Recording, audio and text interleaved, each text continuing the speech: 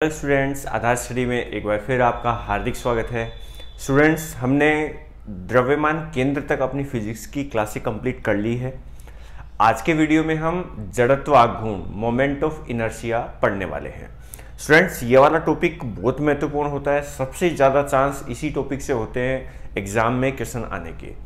तो आप चाहे लैब असिस्टेंट की तैयारी कर रहे हो, सेकंड ग्रेड, फर्स्ट ग्रेड, किसी की भी साइंस की तैयारी कर रहे हो, तो आप लोगों को ये वाला टॉपिक जरूर पढ़ना चाहिए, क्योंकि इससे अक्सर क्वेश्चन एग्जाम में देखने को मिलता है। आप चाहो तो पुराने पेपर में देख सकते हो। तो स्टूडेंट्स, आज जड़त्व आघूर्ण स्टार्ट करते हैं। आप लोगों को वैसे जड़त्व आघूर्ण देखो काफ़ी कन्फ्यूजन क्रिएट करता है, काफ़ी कन्फ्यूजन आता है जड़त्व आघूर्ण में, समझ में मुश्किल आता है। तो मैं आप लोगों को समझाने के लिए आज काफ़ी चीज़ें लेके आया हूँ। ये आप लोगों को समझाने में हेल्प करेगी, तो वीडियो में अंत तक जरूर बने रहना। जैसे कोई छड़ का जड़त्व आघूर्ण देखना है तो मैं बना के लाया हूँ ये, जिससे आप लोगों को थोड़ा आसानी से ये समझ में आ सके। ठीक है, तो आज की क्लास को शुरू करते हैं। आज का अपना टॉपिक है जड़त्व आघूर्ण। ठीक है स्टूडेंट्स, आज का टॉपिक क्या है? जड़त्व आघूर्ण, जिसे हम इंग्लिश में बोलते हैं moment of inertia. Moment of inertia पढ़ते हैं। देखो, मोमेंट ऑफ इनर्शिया क्या होता है ये समझने से पहले मैं आप लोगों को एक पॉइंट समझाता हूं। द्रव्यमान तो आप लोगों ने सुना होगा, द्रव्यमान फिजिक्स है तो आप लोग पता नहीं कब से द्रव्यमान के बारे में सुनते आ रहे हो और अनुभव भी किया होगा। जैसे एक एग्जाम्पल देता हूं मैं कि मान लो एक 5 किलो का पत्थर है, उसको लेके अपन जा रहे हैं। ठीक है, हमें थोड़ी मेहनत करने की जरूरत पड़ रही है 5 किलो के पत्थर पर। लेकिन अगर मान लो 20 किलो का पत्थर हो और मैं उसको उतनी ही दूर लेके जाऊं तो मुझे ज़्यादा मेहनत करनी पड़ेगी। अगर 50 किलो का पत्थर होगा तो बहुत ज़्यादा मेहनत करनी पड़ेगी। अगर 1 किलो का पत्थर होगा तो बहुत कम मेहनत करनी पड़ेगी मुझे। तो आप लोग समझ गए होंगे कि जितना ज़्यादा द्रव्यमान होता है उसको लेके जाने में, उसको उठाने में हमें ज़्यादा कष्ट होता है, ज़्यादा मेहनत करनी पड़ती है। ठीक है, सेम ऐसा ही जड़त्व आघूर्ण है। ठीक है, जड़त्व आघूर्ण क्या होता है? जैसे मान लो कोई पिंड, कोई वस्तु स्थिर है, उसको अगर हम घुमाना चाहे, तो अगर किसी वस्तु का जड़त्व आघूर्ण अगर ज़्यादा होता है तो उसको घुमाने में ज़्यादा दिक्कत आती है, या फिर अगर घूम रही है तो उसको रोकने में ज़्यादा दिक्कत आती है। ठीक है, ध्यान से समझो। जैसे जैसे मान लो ये एक बेलन है, खोखला बेलन है, इसको एक निश्चित अक्ष पर मैं फिक्स कर देता हूं। ठीक है, तो जड़त्व आघूर्ण क्या है? जैसे मान लो इसका जड़त्व आघूर्ण बहुत ज्यादा है, एग्जाम्पल के लिए मान लो, वैसे इसका बहुत कम जड़त्व आघूर्ण है, फिर भी एग्जाम्पल के लिए मान लेते हैं कि इसका जड़त्व आघूर्ण बहुत ज्यादा है। अगर इसका जड़त्व आघूर्ण बहुत ज्यादा है तो अगर ये स्थिर है और स्थिर को अगर मैं घुमाना चाहूंगा तो मुझे घुमाने में ज्यादा दिक्कत आएगी।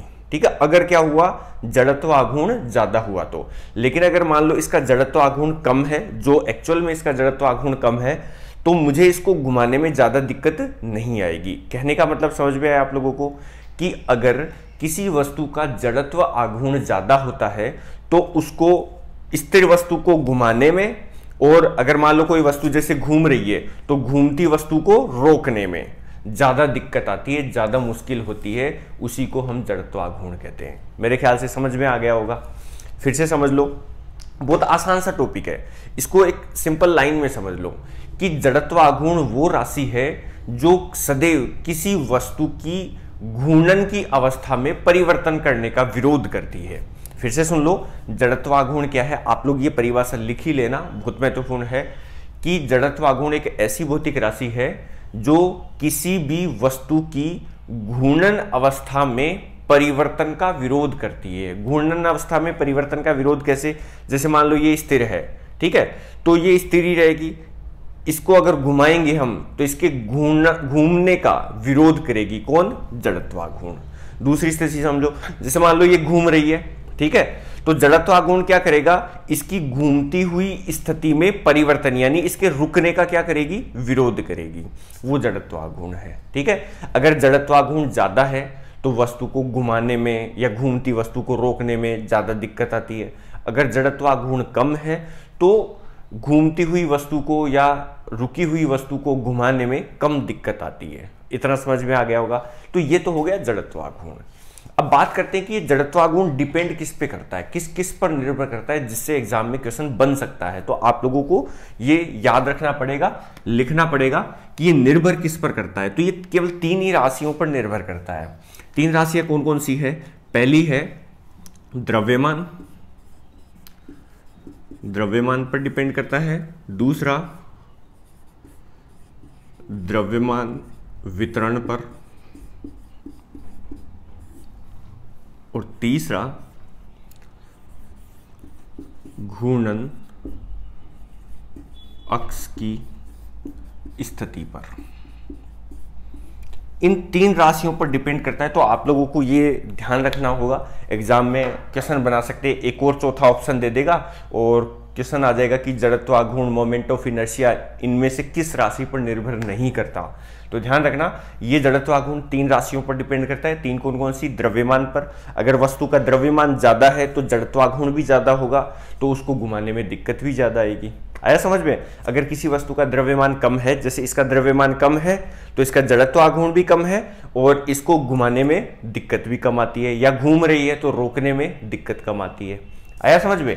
द्रव्यमान वितरण पर। द्रव्यमान वितरण का मतलब ऐसा है कि जैसे मान लो किसी वस्तु का द्रव्यमान, अगर जैसे यहां पर द्रव्यमान कम है, यहां पर द्रव्यमान ज्यादा है, तो वो बात भी जड़त्वाघूर्ण को इफेक्ट करती है। तीसरा है घूर्णन अक्ष की स्थिति। घूर्णन अक्ष की स्थिति के लिए देखो मैं ऐसे समझाता हूं कि मान लो ये एक सर्कुलर डिस्क है, चक्ति जिसको हिंदी में बोल देते हैं, इंग्लिश में सर्कुलर डिस्क बोल सकते हैं। जैसे मान लो मैं इस चक्ति को इस अक्ष पर घुमा रहा हूं, ये कोई अक्ष है, इस अक्ष पर ऐसे घुमा रहा हूं, दिख रहा होगा आप लोगों को। ऐसे अगर मैं इसको घुमा रहा हूं तो इसका जड़त्वाघूर्ण अलग होगा। घूर्णन अक्ष कौन सा है? ये एकदम बीच में से इसके सेंटर से जा रहा है।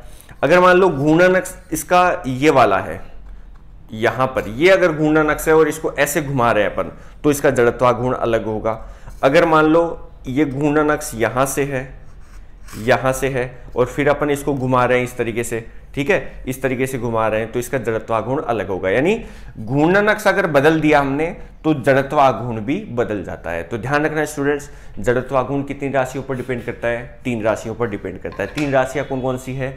एक तो है द्रव्यमान, वस्तु का द्रव्यमान अगर ज्यादा होगा तो जड़त्वाघूर्ण भी ज्यादा होगा, द्रव्यमान कम होगा तो जड़त्वाघूर्ण भी कम होगा। द्रव्यमान वितरण, वस्तु में द्रव्यमान कहां पर है, किस जगह पर ज्यादा है, उस बात पर भी डिपेंड करता है। तीसरा है घूर्णन अक्ष की स्थिति पर, हम वस्तु को कैसे घुमा रहे हैं उस पर भी निर्भर करता है। वैसे आगे समझ में आ जाएंगे, जब अपन फॉर्मूले पढ़ेंगे तो अपने आप समझ में आ जाएगा कि ये इन 3 राशियों पर क्यों डिपेंड कर रहा है।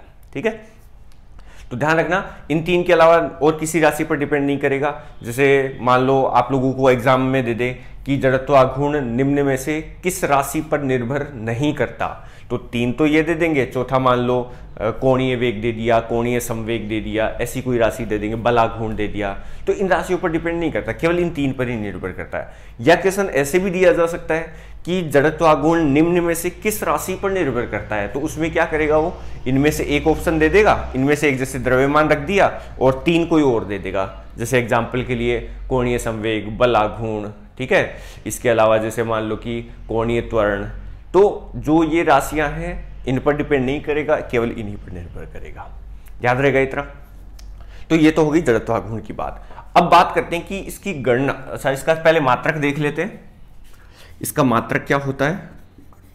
तो इसका एसआई मात्रक, ध्यान रखना, एसआई मात्रक होता है इसका केजी मीटर स्क्वायर, और इसका सीजीएस जो मात्रक है वो होता है ग्राम सेंटीमीटर स्क्वायर। ठीक है, क्या होता है? Gram centimetre square.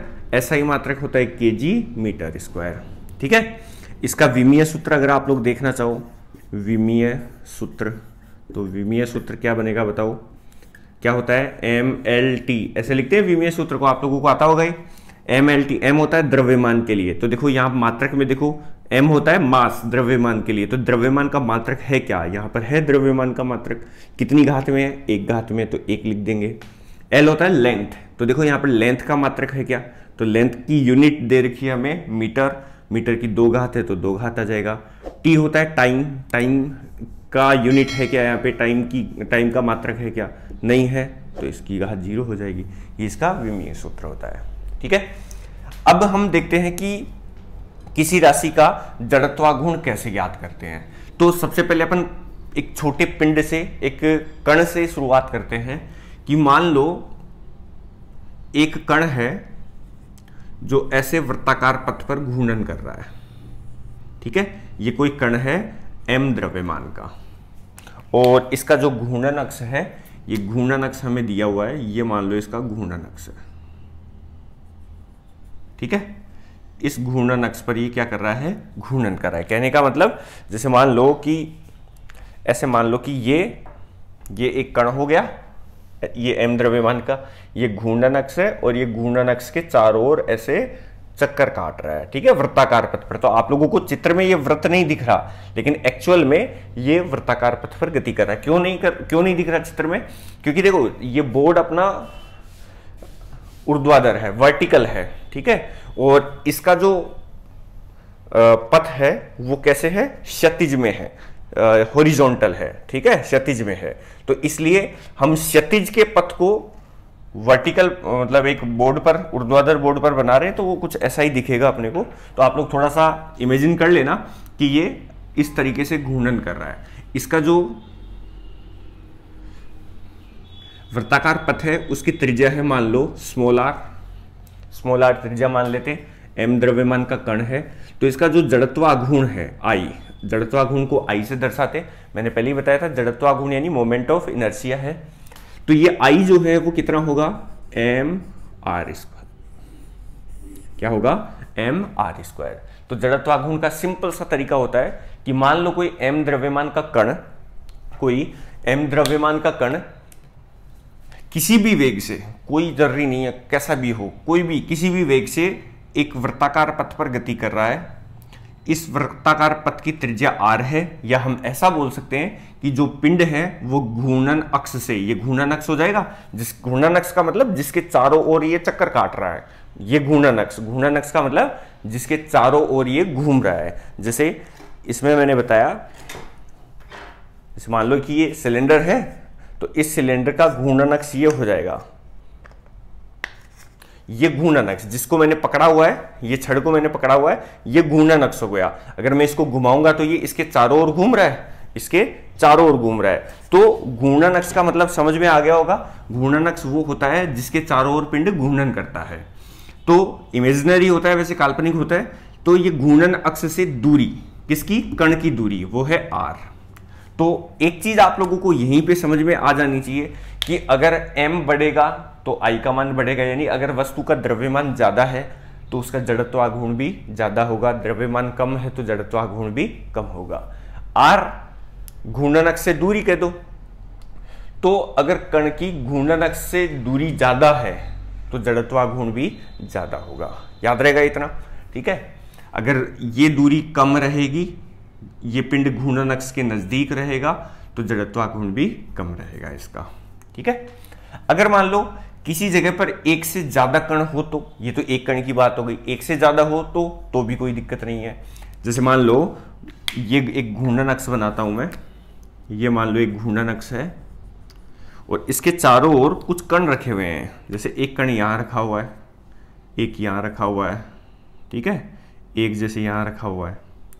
तो ये सभी कण इस घूर्णन अक्ष के चारों ओर चक्कर काट रहे हैं, तो इसका वृत्ताकार पथ कुछ ऐसा बनेगा। मान लो इसका वृत्ताकार पथ कुछ ऐसा बनेगा, इसका वृत्ताकार पथ कुछ ऐसा बनेगा, ठीक है ना।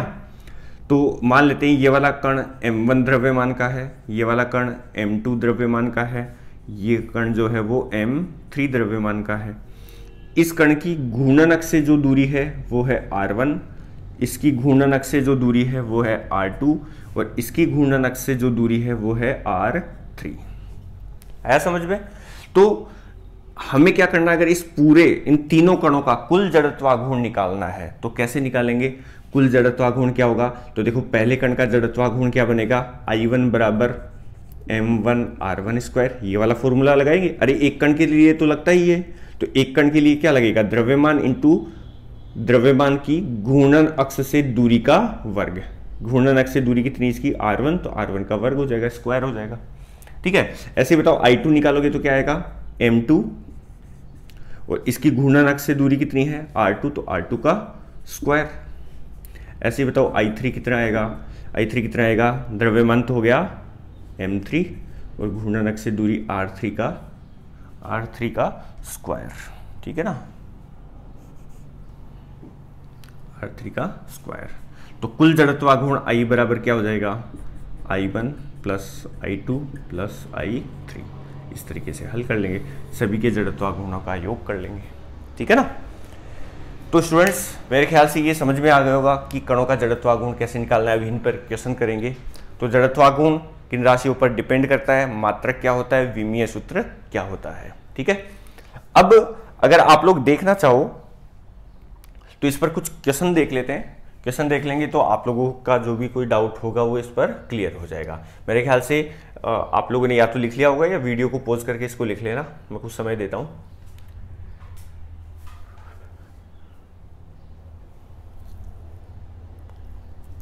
तो स्टूडेंट्स लिख लिया होगा, वीडियो को पॉज करके लिख लेना और टाइम वेस्ट नहीं करना चाहिए अपने को।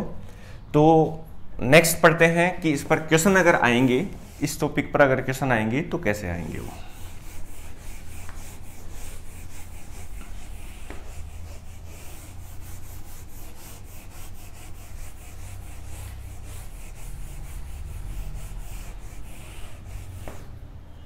तो स्टूडेंट्स क्वेश्चन देता हूं मैं। अभी अपन कणों का जड़त्वाघूर्ण ही देख रहे हैं, एक पार्टिकल्स का मोमेंट ऑफ इनर्शिया देख रहे हैं, बड़ी वस्तुओं का जड़त्वाघूर्ण देखेंगे आगे। तो इससे पहले ये देखो कि मान लो ये y अक्ष है और ये x अक्ष है, ठीक है।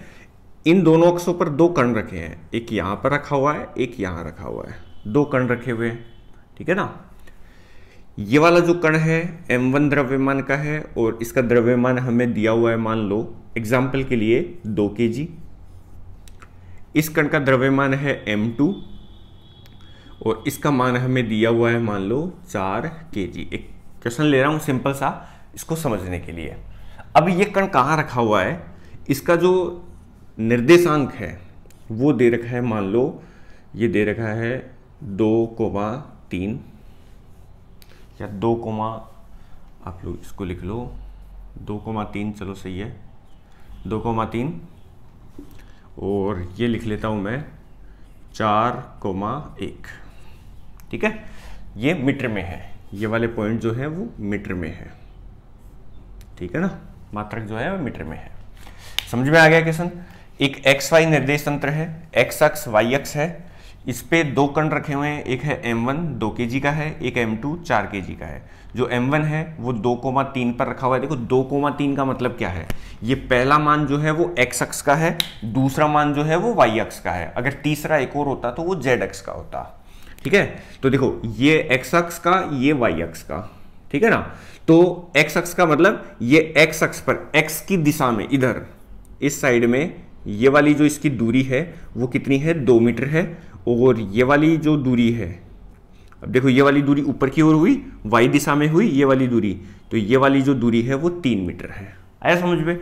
ऐसी दूसरे कण का लिखा हुआ है 4,1, 4,1 का मतलब x की तरफ जो दूरी है, बताओ ये कितनी होनी चाहिए, ये दूरी कितनी होनी चाहिए 4, और ये दूरी कितनी होनी चाहिए 1, ठीक है ना। तो इस तरीके से ये निर्देश तंत्र है जिसमें दो कणों के निर्देशांक दिए हैं।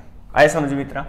अब क्वेश्चन ये है कि निकाय का x तथा y अक्षों के सापेक्ष जड़त्व आघूर्ण क्या होगा,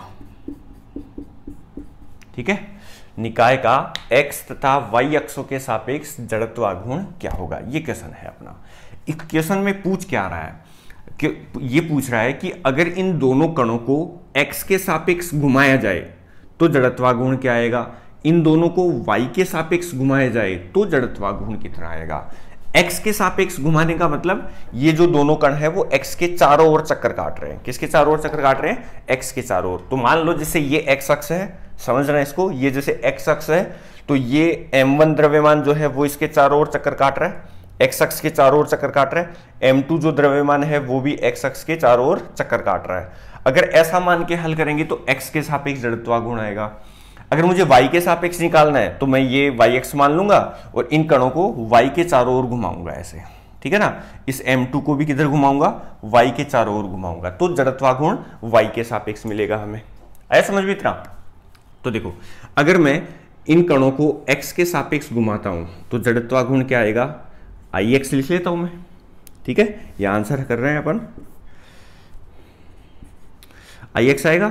ix बराबर देखो क्या आएगा, तो पहला कण, पहले कण का द्रव्यमान कितना है m1 और x के चारों ओर घूम रहा है, ये किसके चारों ओर, x के चारों ओर, तो घूर्णन अक्ष अपना x हो गया।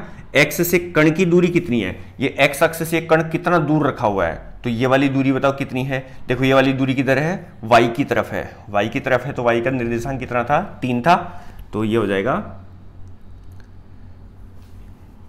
इधर मैं लिख लेता हूं एक बार, यहाँ पे बता देता हूं कि पहले कण का जड़त्वाघूर्ण I1 बराबर क्या आएगा, m1 r1 स्क्वायर, और दूसरे कण का क्या आ जाएगा, m2 r2 का स्क्वायर, ठीक है।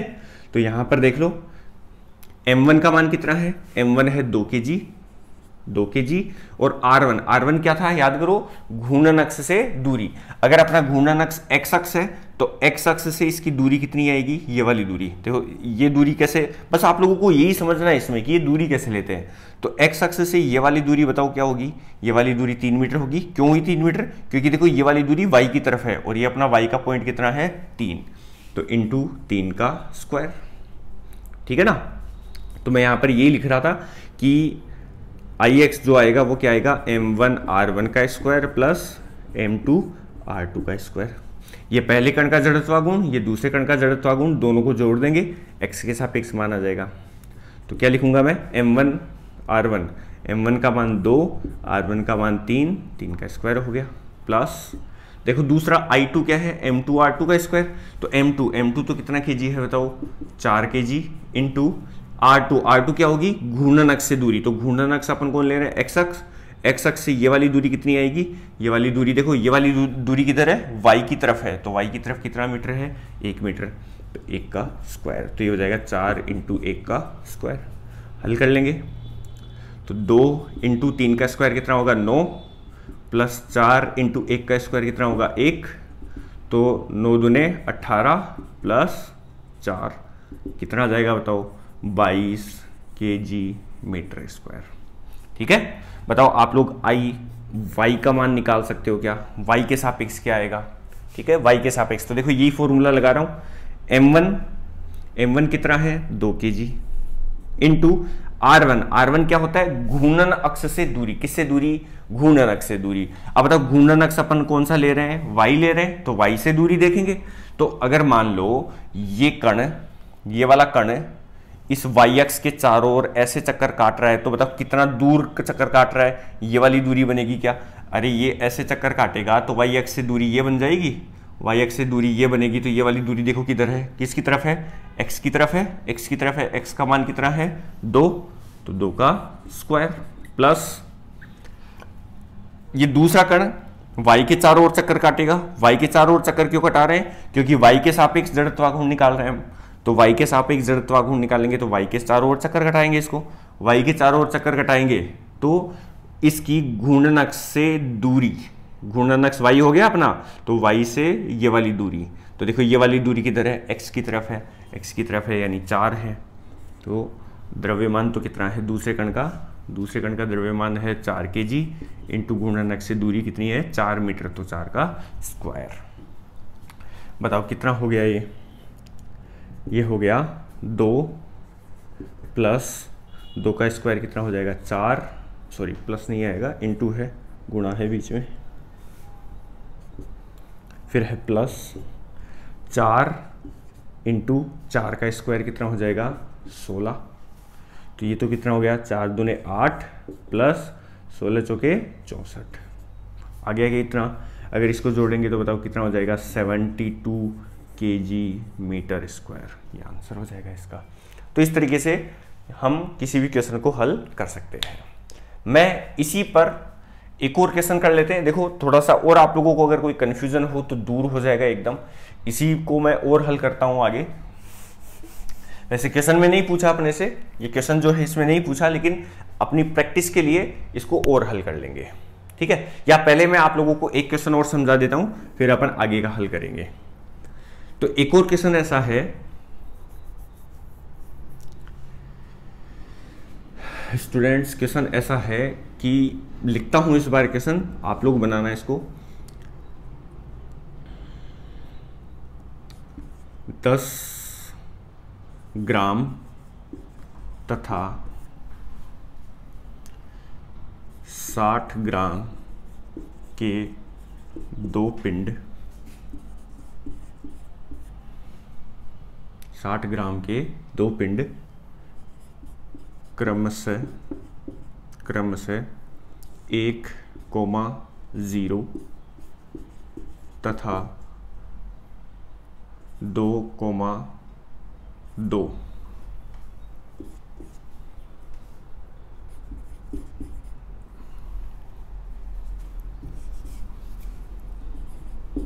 निर्देशांकों पर स्थित है। तो निकाय का x, y तथा चलो z और ले लेते हैं, z अक्षों के सापेक्ष जड़त्व आघूर्ण ज्ञात करो। ये क्वेश्चन है, ठीक है। चलो ये वाला क्वेश्चन आप लोगों ने लिख लिया होगा, मैं इधर हल करता हूं इसको। नहीं लिखा हो तो वीडियो को पॉज करके लिख लेना आप लोग।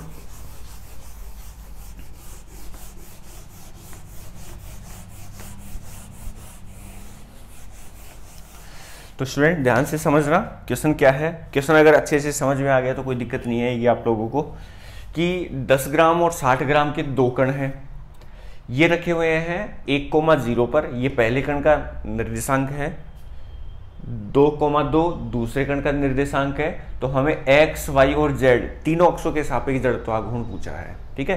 तो आप लोगों के ऐसे मान लो एक ही क्वेश्चन में 3 क्वेश्चन जितनी प्रैक्टिस हो जाएगी, ठीक है ना।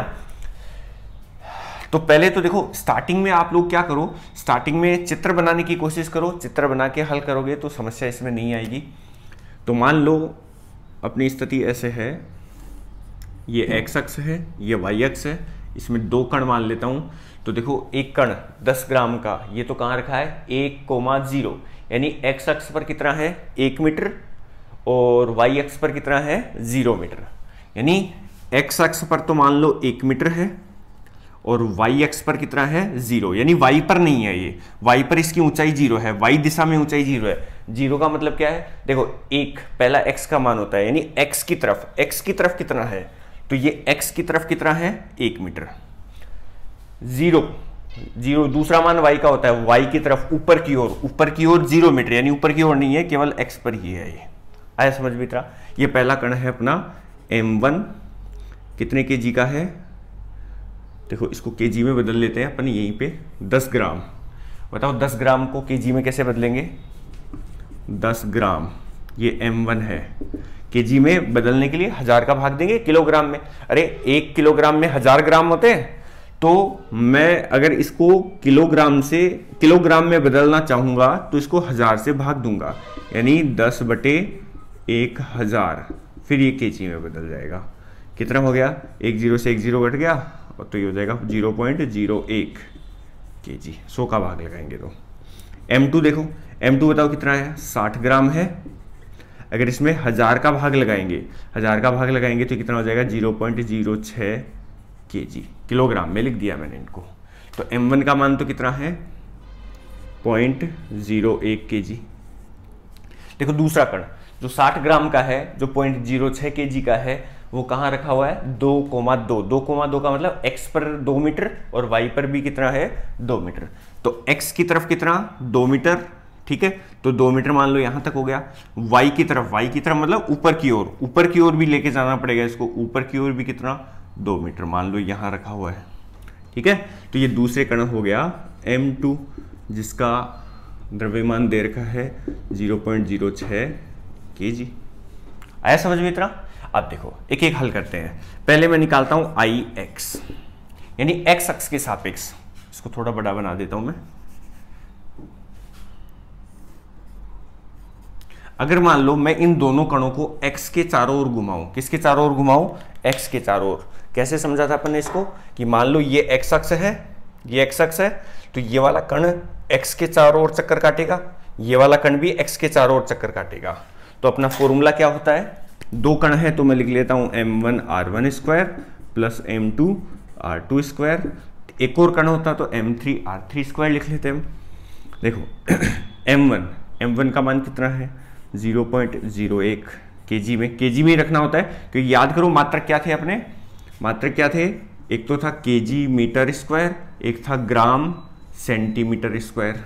ठीक है, तो अगर हम ऐसा ही पद्धति ले रहे हैं तो ग्राम को किलोग्राम में बदलना पड़ेगा। ये ध्यान रखना है, ये मीटर में दे रखे हैं हमें, ये मीटर में दे रखे हैं। इधर लिख देता हूं, ये किस में है? मीटर में है। तो मीटर में दे रखे हैं तो ये वाले तो मीटर में हो गए दूरियां, तो और द्रव्यमान किलोग्राम में बदलना पड़ेगा, या चाहे तो ये ग्राम में है तो इनको सेंटीमीटर में बदलना पड़ेगा हमें। ठीक है, मैं ऐसा ही पद्धति पे ही हल कर रहा हूं। अब देखो R1 क्या होता है? R1 होता है गुणन अक्ष से दूरी। तो मुझे ये बताओ कि x अक्ष से m1 द्रव्यमान कितना दूर है? x अक्ष से कितना दूर है? x अक्ष पर कितना दूर नहीं पूछ रहा मैं पूछ रहा हूं x अक्ष से कितना दूर है। तो ये तो किसी दूरी पर नहीं, x अक्ष से दूर थोड़ी है, ये तो x अक्ष के ऊपर ही है। तो x अक्ष से दूरी कितनी हो जाएगी इसकी? 0, तो 0 लिख लेंगे। प्लस m2 दूसरा द्रव्यमान कितना है? 0.06 इंटू देखो R2 क्या है? x अक्ष से दूरी, ये वाली दूरी की बात कर रहा हूं। x अक्ष से कितना दूर है? तो बताओ ये दूरी कौन सी आएगी? ये दूरी किधर है? y की तरफ है, y की दिशा में है। तो बताओ y की दिशा में कितना मान था? 2,2। अरे ऐसे लिखा था ना, 2,2, यानी ये x अक्ष पर कितना दूर है? 2 जो है वो y अक्ष पर कितना दूर है? तो x अक्ष से इसकी ये वाली जो दूरी है वो बताओ कितनी हो जाएगी? 2 मीटर हो जाएगी। तो 2 का स्क्वायर, बताओ कितना आएगा? ये तो 0 हो गया, ये हो जाएगा 2 का स्क्वायर 4, तो 6 चौके 24.24 kg metre square total answer आ जाएगा। बताओ आई वाई निकाल पाओगे क्या आप लोग? यही फॉर्मूला लगा ले। आई वाई का मतलब क्या है कि अगर इनको y के चारों ओर घुमाएं, किसके चारों ओर घुमाएं? y के चारों ओर, ऐसे y के चारों ओर घूमे कण, तब जड़त्वाघूर्ण क्या आएगा? तो पहला कण देखो कितने द्रव्यमान का है? 0.01 इंटू इसकी y अक्ष से कितनी दूर है? ये y अक्ष से कितना दूर रखा हुआ है? y अक्ष से दूरी, ये वाली दूरी बताओ कितनी आएगी? इसके निर्देशांक क्या थे? 1,0 था। तो बताओ y अक्ष से ये वाली दूरी कितनी है इसकी? x अक्ष की तरफ कितनी दूरी है? 1 मीटर। तो इंटू 1 का स्क्वायर करूंगा, प्लस दूसरा कण है 0.06 इंटू बताओ ये y अक्ष से कितना दूर है? ये वाली दूरी, ये दूरी देखो किसकी तरफ है? x की तरफ। तो x पर इसका मान कितना था? 2 मीटर। तो 2 का स्क्वायर हो जाएगा। तो इसको अगर हल करेंगे तो ये कितना बन जाएगा बताओ? 0.25 kg मीटर स्क्वायर। आया समझ में स्टूडेंट्स इतना? अब देखो तीसरा, ध्यान से समझना, z अक्ष के सापेक्ष क्या मान आएगा? इसको मैं मिटा देता हूं।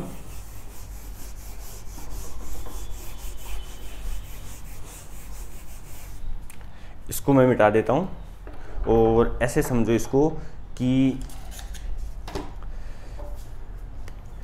ये अपना z अक्ष है, ठीक है ना? z अक्ष यही होगा कहीं पे।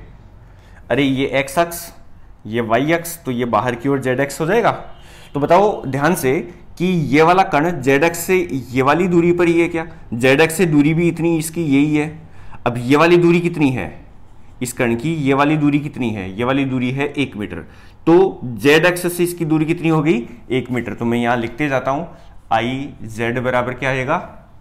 m1 कितना kg है? 0.01 इंटू इसकी z अक्ष से दूरी, ये z अक्ष से कितना दूर है? कितना दूर है? 1 मीटर की दूरी है। अरे ये 1 मीटर की दूरी तो लिखी थी अपन ने, तो 1 का स्क्वायर प्लस m2 तो हो गया कितना? 0.06 इंटू इसकी देखो घूर्णन अक्ष अपना कौन सा है, जेड। जेड का मतलब इसको जेड के चारों ओर घुमा रहे हैं अपन, इन दोनों कणों को किसके चारों ओर घुमा रहे हैं, इस जेड अक्ष के चारों ओर घुमा रहे हैं। तो बताओ जेड अक्ष से दूरी ये वाली बनेगी क्या, इसकी जेड अक्ष से दूरी, तो बताओ ये दूरी कितनी आएगी, या आप लोग पाइथागोरस से निकाल सकते हो।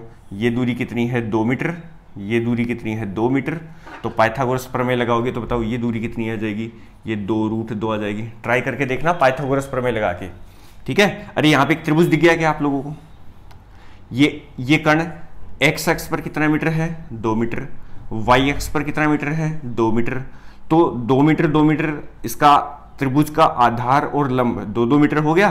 तो इसका कर्ण जो है, ये कर्ण कितना आ जाएगा 2√2 आ जाएगा। पाइथागोरस प्रमेय लगा के देखना। तो इसकी जेड अक्ष से ये वाली दूरी कितनी आई 2√2, तो मैं क्या लिखूंगा 2√2 का स्क्वायर। बताओ हल कर लेते हैं इसको, तो ये 1 का स्क्वायर तो 1 ही रहता है यानी 0.01 रहेगा ये, तो प्लस 0.06 इंटू 2 का स्क्वायर 4 √2 का स्क्वायर 2, सही है। तो 0.01 प्लस ये हो जाएगा कितना 4 दूने 8 और 8 इंटू 6 कितना हो जाएगा 48, 48, 2 छोड़ के पॉइंट लगेगा तो कितना हो गया बताओ 0.49 kg मीटर स्क्वायर, ये हो जाएगा IZ। आए स्टूडेंट्स इतना समझ में। देखो बहुत आसान है, कणों का जड़त्वाघूर्ण निकालना कोई मुश्किल काम नहीं है इसमें, आप लोग ट्राई करके देखना। एक क्वेश्चन मैं आप लोगों को दे देता हूं। यहाँ पर एक कण यहाँ रखा हुआ है, एक यहाँ रखा हुआ है, एक यहाँ रखा हुआ है, मान लो इस जगह पे रखा हुआ है। यह है M1 1 kg का है, निर्देशांक इसके हैं 1,3 मीटर में। ये कण M2 है, ये 2 kg का है, इसके निर्देशांक जो है वो दे रखे हैं हमें 4,1 मीटर। और ये कण जो है M3 है और इसका द्रव्यमान है मान लो 3 kg। इसके जो निर्देशांक है ये केवल x अक्ष पर है, x अक्ष पर है तो माइनस की तरफ हो जाएगा ना, ये प्लस x, ये प्लस x, ये माइनस x, तो माइनस x पर हो जाएगा -2,0 मीटर, ठीक है। तो ये क्वेश्चन है, इसका आप लोग x अक्ष के सापेक्ष, y के सापेक्ष और z के सापेक्ष, तीनों के सापेक्ष जड़त्वाघूर्ण ज्ञात करोगे, क्या इसका जड़त्वाघूर्ण आता है।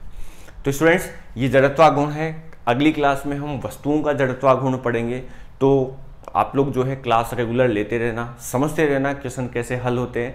क्वेश्चन अगर कोई नहीं समझ में आता है तो मुझे कमेंट बॉक्स में ज़रूर बताना, मैं उसको दोबारा से हल करने की कोशिश करूँगा, दोबारा और भी अच्छे तरीके से समझाने की कोशिश करूँगा।